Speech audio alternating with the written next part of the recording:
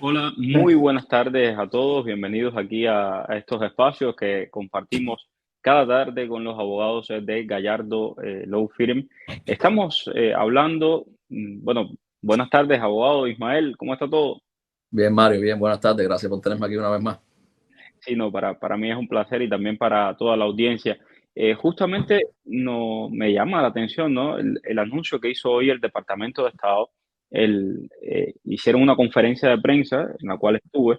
Y en esa conferencia de prensa el Departamento de Estado remachó mucho de que aunque se elimine el título 42 en diciembre en la frontera sur, va a estar el título 8 y que con el título 8 ellos garantizan de que podrán expulsar a los inmigrantes rápidamente en la frontera sur. O lo otro, que también ha sido noticia relacionado con migración y que es muy importante, es que el líder de la mayoría republicana, bueno, de la electa mayoría republicana en la Cámara Baja del Congreso, Kevin McCarthy, acaba de decir en El Paso, Texas, eso hace solo unos minutos, dijo que le recomienda al secretario de Seguridad Nacional, Alejandro Mayorkas, que renuncie, porque si no renuncia, cuando ellos tomen posesión del Congreso en enero, le van a ir para arriba con todo tipo de investigaciones.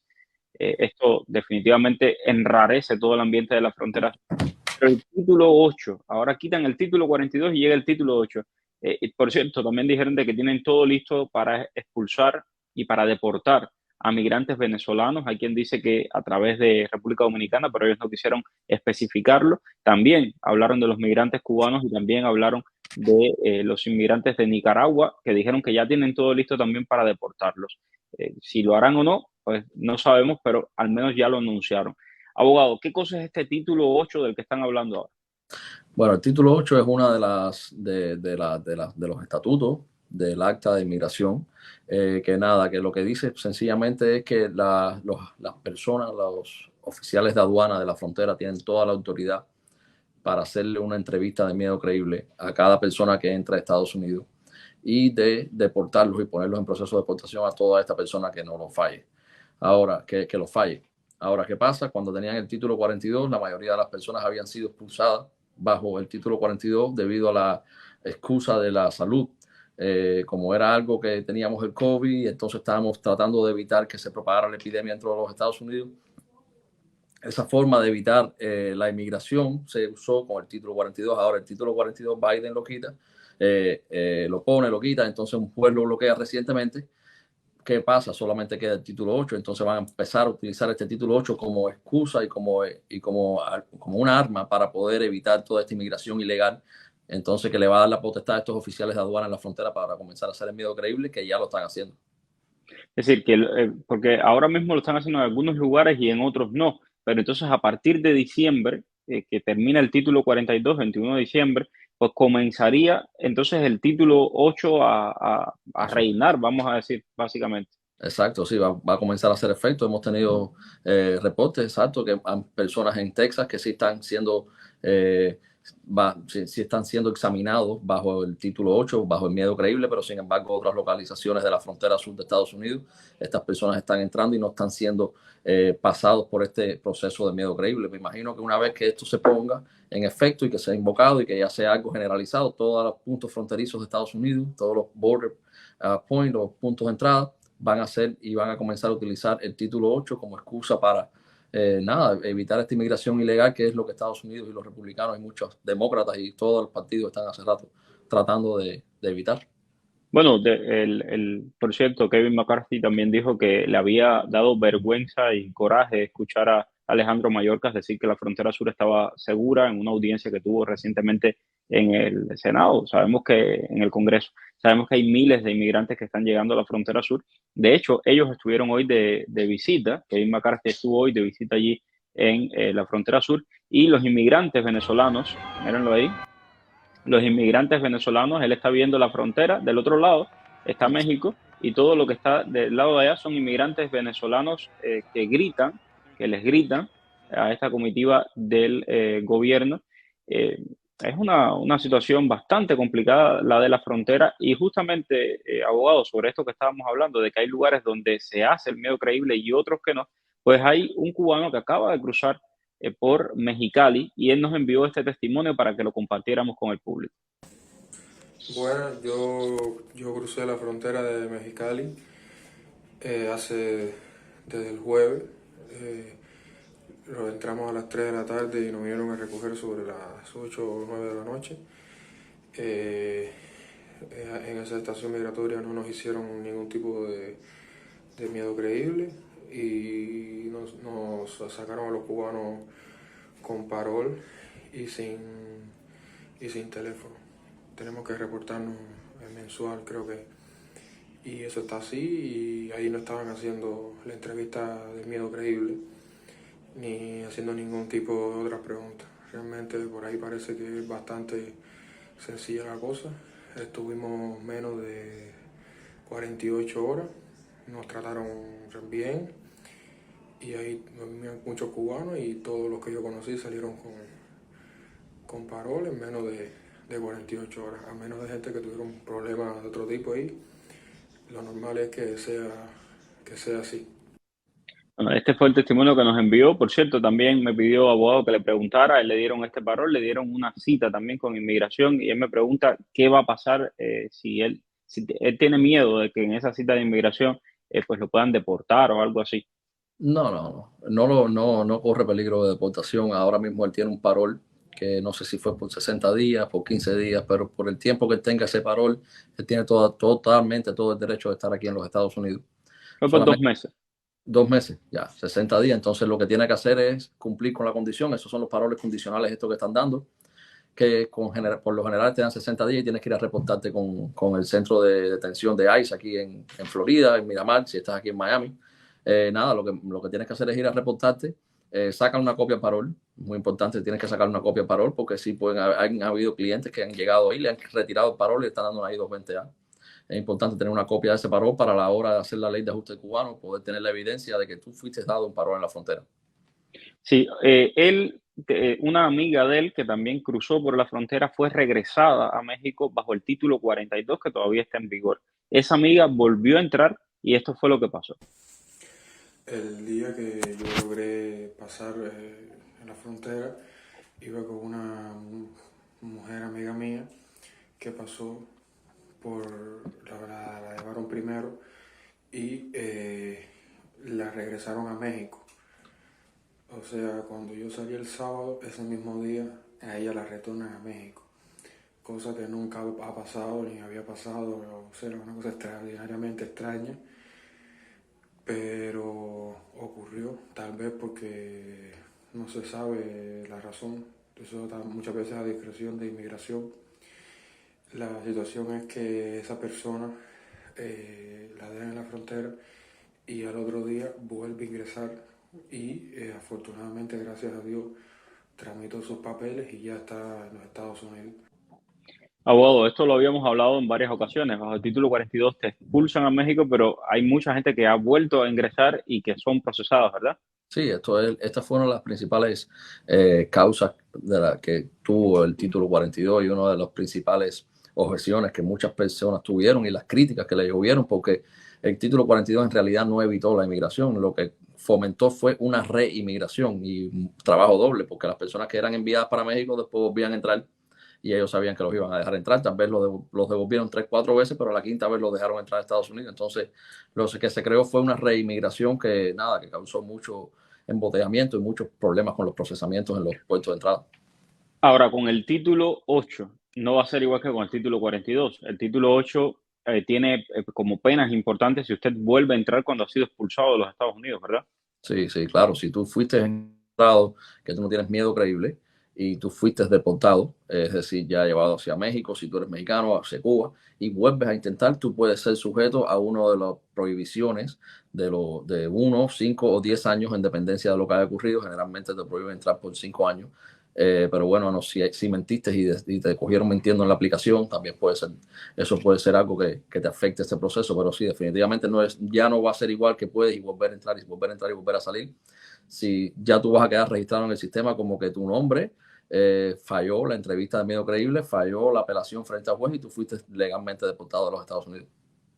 Bueno, aprovecho en este instante para invitarlos a todos a que nos sigan en las redes sociales. Nosotros vamos a seguir dando consejos. Bueno, vamos, yo soy un facilitador aquí. Los abogados van a seguir dando consejos legales aquí en las tardes, en estos espacios de mis redes sociales.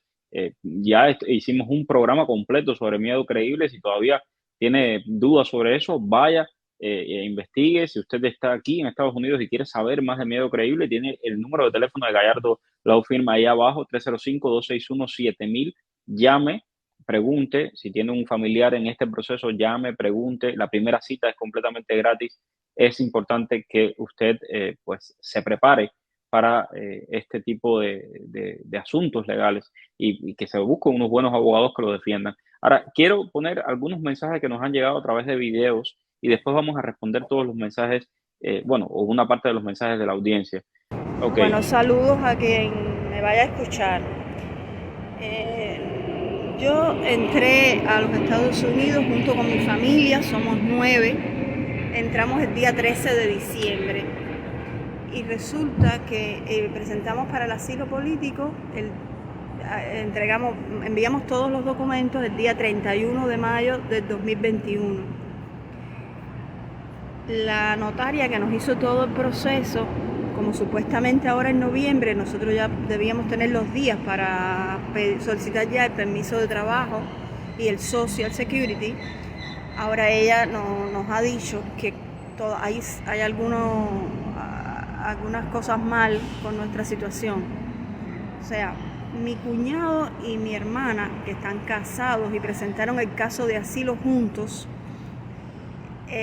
resulta que ella tiene 165 días en el reloj de conteo y él tiene 0, habiendo ya incluso ido a presentar para las huellas, había recibido la primera antorcha y todo eso. Mi sobrino,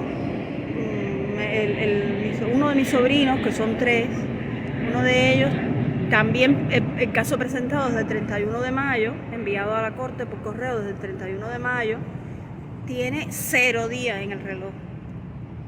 Ahora nos explican, estamos aquí en la Corte de Miami, y ahora nos explican aquí en la Corte de Miami que nosotros no aparecemos en el sistema, que no tenemos nada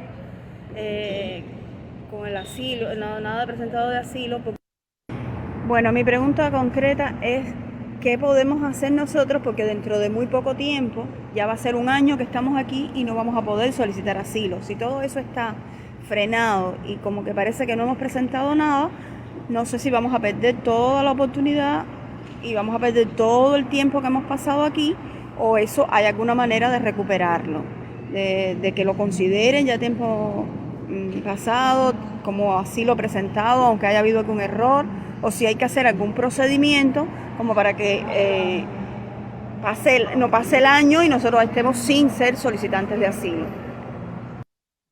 Bueno, ella es una economista, la economista Karina Galvez, que trabajó durante mucho tiempo con el Centro de Estudios Convivencia, una opositora cubana, una excelente persona además, que tiene un caso más que fundado de asilo, porque fue una presa política. Wow, es así, ya tiene un caso que nada, esto es algo que vemos cada día, es algo bien. Por lo que me explicó, ella tiene varios problemas. No se sabe si cuando el notario que se lo hizo, que una vez más lo hemos dicho, que los notarios no tienen la capacidad. No lo hagan con los notarios, no lo hagan con los notarios. Exacto, porque se te va el año y entonces pierdes el año y entonces eso no es una justificación que lo hiciste con un notario, pero bueno, en caso de ella, que ella está en el año todavía, lo primero que hay que ver si se mandó para la corte cuando ella no estaba en corte o si tal vez se mandó para la corte y entonces ella sí tenía, ¿sabes? No tenía corte, es un problema. También si ella, como me habla que estaba en Orlando, entonces Miami, tal vez lo filearon en la oficina de Orlando y entonces ella tenía la dirección de Miami. Son varios problemas lo que puede tener ella. Ahora, lo más importante es que ella está todavía dentro del año.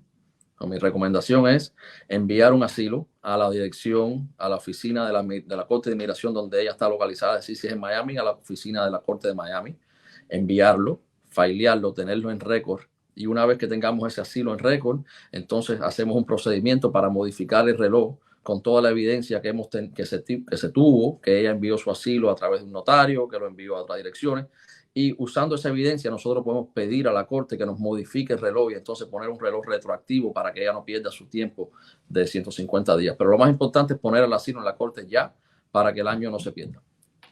Sí, Karina, yo sé que estás viendo esta transmisión. Ahí tienes 305-261-7000 es el número de Gallardo Law Firm. Llama. Los abogados el jueves y el viernes no trabajan, pero el resto de la semana sí.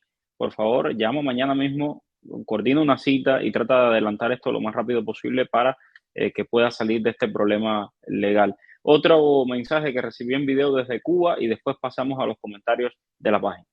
Buenas tardes, Mario. Muchas gracias por la oportunidad que me da de exponer mis inquietudes. Mi nombre es Verónica Hernández, tengo 60 años, soy ingeniero industrial, casada hace 38 años con Jorge Cabrera, ingeniero mecánico, y con 2 hijos ya adultos, 22 y 34 años cada uno. Mi preocupación radica en que encontramos en un baúl, una vez muerta mi suegra hace pocos meses, 2 reclamaciones hechas a la familia de mi esposo. Una en el año 68, cuando mi esposo contaba con 8 años de edad. Ahí están los pasaportes de mis suegros con los números de expedientes, y no se llegó a materializar esa reclamación, no se fueron. Mi esposo solamente tenía 8 años. La otra reclamación que apareció, muy bien conservada también, fue del 6 de febrero de 1980, hecha por la abuela de mi esposo a su hija, a mi suegro y a mi esposo y su hermano. Ya eran 4 cuando eso fue, repito, el 6 de febrero de 1980. Esa reclamación estaba oculta, nunca se enteró mi esposo ni su hermano de esa reclamación. Yo quisiera que usted me averiguara, por favor, si mi esposo puede aplicar a una de estas reclamaciones para poder hacer todo lo necesario para poder llevar a vías de hecho una de las 2 reclamaciones. Bueno, es una reclamación que quedó oculta.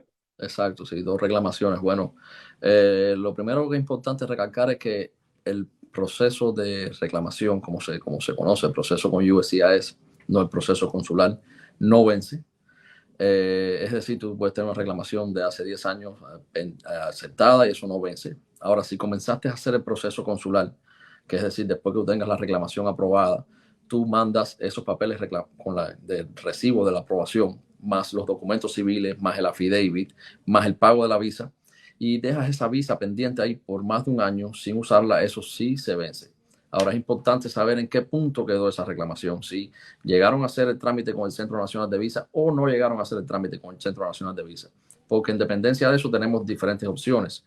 Si no hicieron el trámite con el Centro Nacional de Visa, hay una ley que se llama la ley del sobreviviente, que protege al beneficiario y protege en caso de que el beneficiario haya muerto, protege a los derivativos del beneficiario.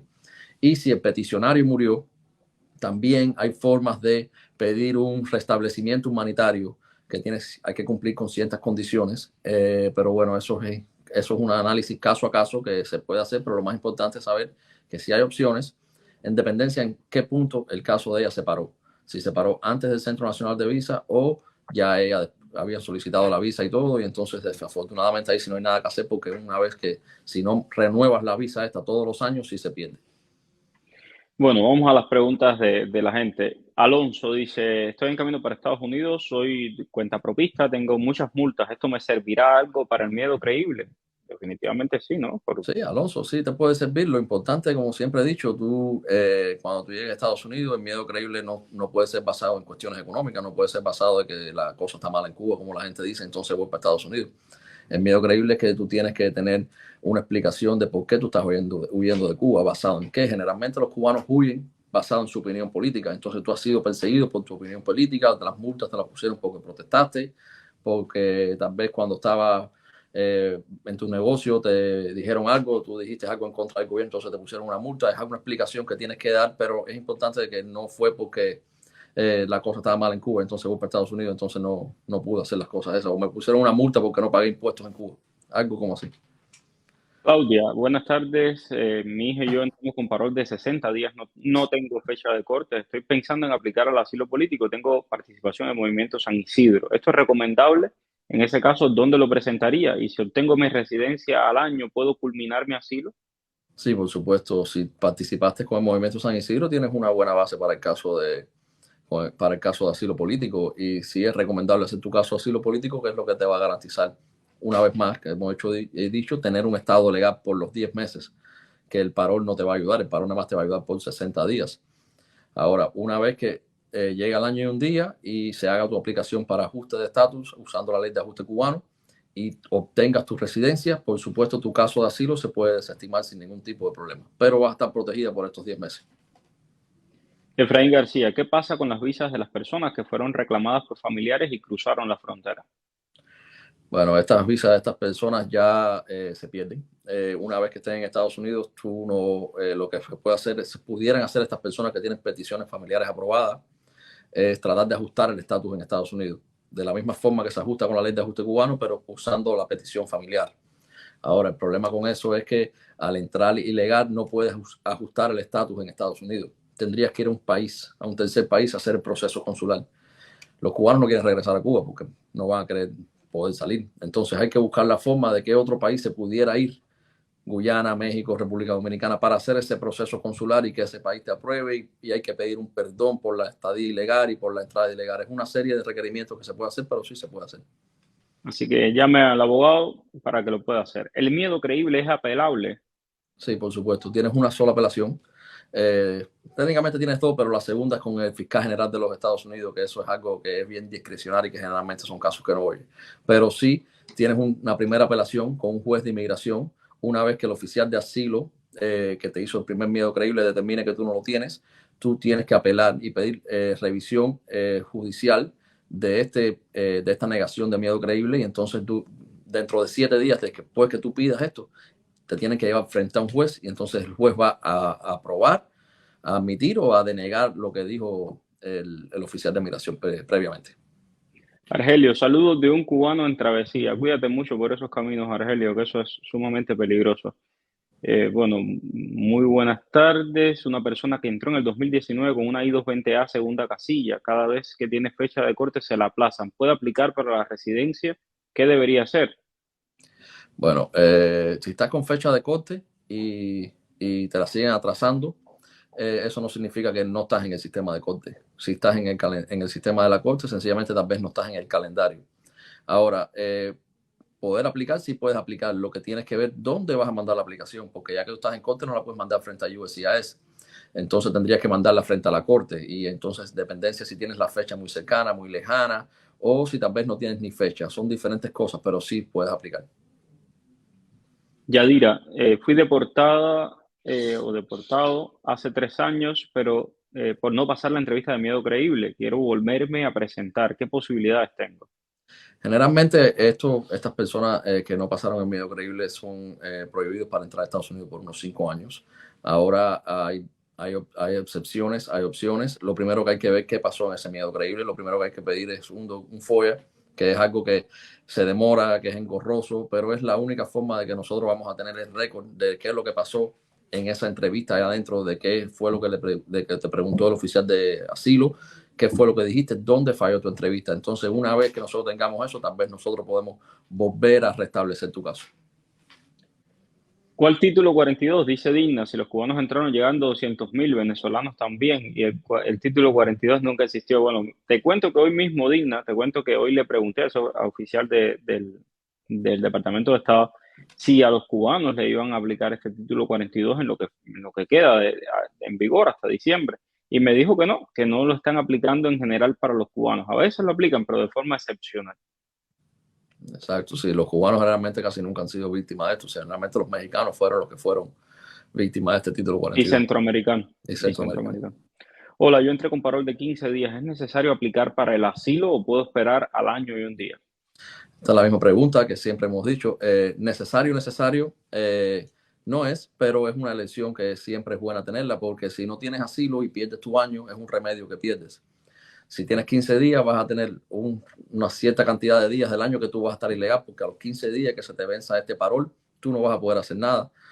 No vas a poder sacar tu permiso de trabajo, no vas a poder sacar tu licencia de conducir. Si te cogen manejando sin licencia, como mucho está pasando en Miami, te van a poner un cargos criminales y entonces eso te va a perjudicar ya poder hacer tu aplicación de asilo comúnmente y tu aplicación de ley de ajuste cubano. Por tanto, es porque siempre es necesario. Sí, yo creo que es algo necesario si tú tienes un buen caso y tú tienes algo como formar tu base. Y como siempre he dicho, cada cubano tiene un caso de asilo político en el bolsillo. Entonces yo creo que hay que pensar en eso, porque es la única forma de que vas a estar legal por el tiempo que vas a estar esperando que llegue el año en un día. Vas a estar seguro.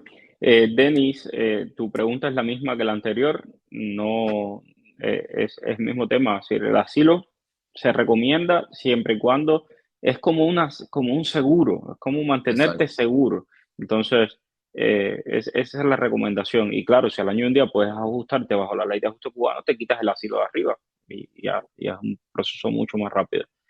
Hola Mario, tengo a mi esposo que está en Houston, Texas. El juez le niega la entrevista de miedo creíble, fue denegado. Él puede ser deportado. ¿Qué se puede hacer en un caso como este? Bueno, desafortunadamente ya si tu esposo perdió los dos niveles de miedo creíble, es decir, frente a un oficial de USCIS, un oficial de asilo, y después frente a juez, tu esposo los recursos que tiene son limitados. Los cubanos ahora mismo, como hemos dicho en otras ocasiones, no están siendo deportados, no están siendo deportados. Hasta ahora no ha salido ningún vuelo, pero bueno, sí puede empezar a ocurrir. Si eso empieza a ocurrir, tu esposo va a ser una de esas personas. Ahora, hay remedios que se pueden pedir. Yo tengo casos y he tenido casos y tengo un caso ahora mismo que se encuentra en uno de los centros y entonces estamos tratando de salir, de que esa persona salga bajo supervisión. Vamos a intentar que esa persona salga bajo supervisión, porque es lo que les comentaba y hablaba yo con el oficial de ICE en la mañana. No tiene sentido tener una persona ahí que ya está con orden final de deportación si no lo vas a poder deportar, es decir, vas a tener los 3 años en la cárcel. No tiene sentido. Entonces vamos a coger una orden de supervisión, déjalo salir a la calle y entonces tal vez aquí tenemos otras opciones. Ok. Bueno, muchas gracias a Mariusca Rivero que mandó un super chat de agradecimiento. También, bueno, otro comentario. Buenas tardes. Mi esposo salió de Cuba por avión, está en camino a la frontera con parol. No entiendo cómo está en camino a la frontera con parol, pero ¿cuál sería su posibilidad? Me imagino que para obtener parol, no sé. Sí, no sé si se refiere si con parol una vez que si le dan parol, ¿cuál sería su posibilidad? Ujú. Bueno, si le dan el parol, hacer la ley de ajuste cubano, hacer asilo político si lo se puede y quiere estar seguro por un año, son las mismas posibilidades. Sí, vamos a ver, ¿están haciendo las entrevistas en la frontera o no? Bueno, ya lo explicamos, hay lugares de la frontera donde sí lo están haciendo, hay otros lugares donde no lo están haciendo. Eh, Mario, en este momento se está llevando a cabo el miedo creíble, hay lugares de la frontera donde lo hacen, otros donde no lo hacen. Esta pregunta es interesante. ¿Esto significa el título 8 que entra en vigor cuando se vaya el título 42, que se va a cerrar el éxodo para los cubanos? No creo que se vaya a cerrar el éxodo para los cubanos. Eso no significa que los cubanos no van a ser aceptados en Estados Unidos ni van a ser deportados. Poner un pie, sencillamente dice el título 8 que van a tener que pasar por una entrevista de miedo creíble, que históricamente lo hubieron, tú sabes, existió momentos que esto existió y que ellos tuvieron que pasar por esta entrevista de miedo creíble. Antes de los pies secos, pies mojados, estaba solamente la ley de ajuste cubano y entonces las personas que llegan a la frontera igual tenían que presentarse y pedir asilo político, y entonces tenían que pasar por todo este proceso de miedo creíble. Esto no es algo nuevo. Buenas tardes. Bueno, ¿qué es el título 8? Ya lo hemos explicado. Si tengo un salvoconducto de México, ¿nos deportan para Cuba? Por lo general deportan al país de origen. En las cortes de inmigración, cuando estamos en un proceso de asilo político, el juez siempre nombra el país de origen o el país en el cual tú tengas residencia o ciudadanía. Tener un salvoconducto no te da ningún estado legal en México. Sencillamente es algo que te dieron para que pudieras transitar por México sin tener problemas ninguno con la policía. Así que no, si te dan eso, te van a deportar para Cuba posiblemente. Yailán, mi mamá viene por la frontera con mi hija de 3 años. ¿Ellas tienen algún problema con inmigración al venir? Me imagino, al venir ellas dos. Bueno, sencillamente ella es la que tiene la custodia de la niña. Yo espero que ella tenga algún papel, algún documento que diga que ella tiene la custodia legal de la niña. Nada, el único problema que van a tener ellos, si dependencia como lo entren, como están sucediendo las cosas, que van a ser sujetas a miedo creíble o no. Eso es lo único que ellos van a tener, pero fuera de Y ahí, abogado, mucha gente me pregunta con menores de edad, ¿qué pasa con los menores de edad si ellos entran con menores de edad que vienen y son tíos, parientes. Es decir, si tiene ese papel que dice que tiene la custodia legal, se quedan con el niño, pero si no, lo separan. Eso es algo que hay que discutirlo y que ellos tienen que probarlo ahí adentro. Generalmente la custodia es de la madre o el padre. Ahora, cuando estas personas salieron de Cuba, me imagino, porque vienen de Cuba, para poder salir de Cuba tienen que haber tenido algún tipo de poder o documento legal, porque en el aeropuerto de Cuba no dejan salir a un menor, a no ser que sea acompañado con los dos padres, porque incluso con un solo padre tiene que darte la autorización el otro. Entonces me imagino que ellos tengan algún documento legal probando que sean el hijo. Si no tienen ningún tipo de documento, van a ser sujetos a una investigación. Me imagino que van a llamar a las personas aquí en Estados Unidos. Siempre van a tratar de proteger al menor. Siempre van a tratar de evitar el tráfico de menores. Los menores no acompañados son personas que son los niños, por supuesto, hay que protegerlos más porque puede ser víctima de mucha violencia y de mucho maltrato y de tráfico humano. Y entonces algo que ellos sí son muy sensibles con eso. Ya sé que le estoy robando tiempo, pero una última pregunta. Muchas personas me han escrito, me dicen, si me robaron mis documentos en México o en la travesía, ¿cómo pruebo que soy cubano en la frontera? ¿Tengo que probar que soy cubano? ¿Cómo lo hago? Bueno, ahora técnicamente no es necesario que tú pruebes que tú eres cubano, ¿no? Antes era importante que tú probaras que eras cubano para los pies secos, pies mojados. Pero ahora todas las personas van a entrar, todos los van a tratar igual. Ahora sí, cuando vayas a salir y vayas a hacer tu ley de ajuste cubano, sí es importante probar que tú eres cubano y tengas una certificación de nacimiento o te vuelves a poder mandar a hacer tu pasaporte estando aquí, dentro de los Estados Unidos.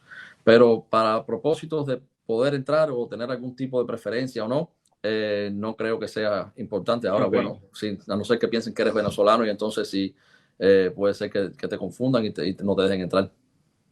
Ok. Bueno, muchísimas gracias, abogado. Mañana nos encontramos aquí mismo a las 5 de la tarde. Gracias, Ok, mil. gracias. Un fuerte abrazo. Gracias a ti, Mario.